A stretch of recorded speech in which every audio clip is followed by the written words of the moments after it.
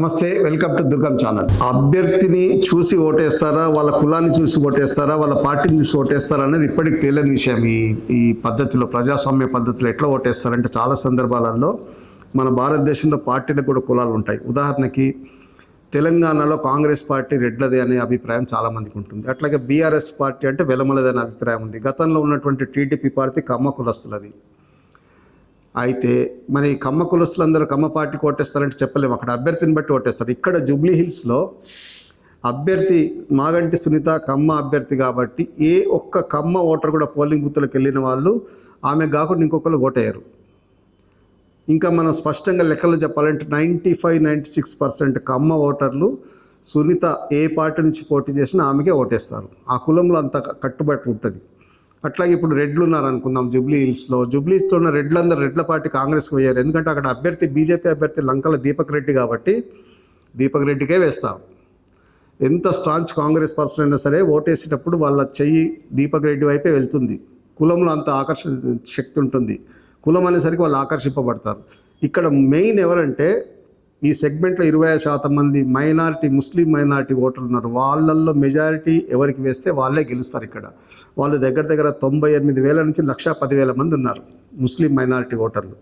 అయితే ఇక్కడ అంచనాకు దొరకనందుకు ఒక కారణం ఏంటంటే ఇక్కడ పోలింగ్ ఎంత జరుగుతుందో స్పష్టంగా చెప్పలేము. ఇది పూర్తి అర్బన్ సెగ్మెంట్లో ఉంది కాబట్టి 45 నుంచి 50% మధ్య పోలింగ్ అవుతుంది. దాంట్లో ముస్లిం ఓటర్లు ఎంతమంది వచ్చి ఓటేస్తున్నారు అనేది మనం చెప్పలేము, అంచనా వేయలేము. వాళ్ళ అంతరంగం మనం పట్టుకోవడం కష్టమవుతుంది. ఎన్ని సర్వేలకి కూడా చిక్కరు. వాళ్ళు ఏ రకంగా ప్రశ్నించినా, ఏ రకంగా వెళ్ళిన, పైగా ముస్లిం ఉమెన్ బుర్కా వేసుకుంటారు కాబట్టి వాళ్ళు వీళ్ళ భయం ఏంటంటే కొంతమంది అంటే రాజకీయాల్లో ఉన్న పార్టీల వాళ్ళు వేయదలుచుకుంటే వేరే పేరుతో కూడా వచ్చి బుర్కాలో వచ్చి ఓటేసిపోతారని కూడా అంటారు. కానీ అది ఎంతవరకు నీకు తేలాల్సిన విషయం. అది చాలా చర్చనీయాంశం. ఎప్పుడు నిజంగా అట్లా జరుగుతుందంటే అది చెప్పలేము మనం ఖచ్చితంగా. కాకపోతే వాళ్ళకి కొంత అవకాశం ఉంటుంది. ముస్లిం ఓట్లని ఎన్మాస్గా ఎవరు వేయించుకోగలిగితే వాళ్ళు గెలుస్తారు ఈ అసెంబ్లీ సెగ్మెంట్లో. ఇక కులాల వారీగా చూసుకుంటే యాదవుల ఓట్లను కూడా బీఆర్ఎస్ వాళ్ళు సక్సెస్ఫుల్గా చీల్చగలిగారు.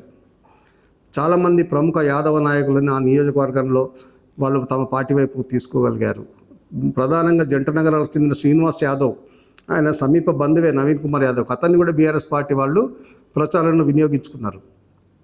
ఇట్లా యాదవుల ఓట్లు చీల్చగలిగారు. కానీ బీయింగే కమ్మ ఓట్లను వీళ్ళు చీల్చలేకపోయారు కాంగ్రెస్ పార్టీ వాళ్ళు. నిజంగా వాళ్ళు కమ్మ ఓట్లను చీల్చగలిగితే మటుకు చాలా మనం ఇంకా స్పష్టంగా చెప్పగలిగే వాళ్ళం వీళ్ళు గెలుస్తున్నారని. ఒక్క కమ్మ ఓటు కూడా కాంగ్రెస్ పార్టీకి పడదు ఈసారి. ఎందుకంటే అవతల కమ్మ అభ్యర్థి ఉంది కాబట్టి. ఉదాహరణకు చెప్పాలంటే తుమ్మల నాగేశ్వరరావు అక్కడ చాలా బలంగా తిరిగాడు. అతను కమ్మ కులస్తుడు, అందరికీ తెలుసు. ఆయన ఇల్లు కనుక జూబ్లీ అసెంబ్లీ సెగ్మెంట్లో ఉంటే తుమ్మల నాగేశ్వరరావు భార్య కూడా సునీతకే ఓటేస్తుంది. కాంగ్రెస్ పార్టీ పోయారు అంటే ఆ కులంలో కట్టడంత గట్టిగా ఉంటుంది. అందుకని మెజారిటీ కమ్మ ఓట్లు సునీతకు పడతాయి ఈ సెగ్మెంట్లో, అది స్పష్టంగా చెప్పొచ్చు. యాదవ్ ఓట్లు చీలినాయి, దీన్ని స్పష్టంగా చెప్పొచ్చు. ఇక ముస్లిం ఓట్లు ఎవరికి ఎక్కువ పడితే వాళ్ళు గెలుస్తారు. ఇది జూబ్లీ హిల్స్ ఎన్నిక ఫలితం.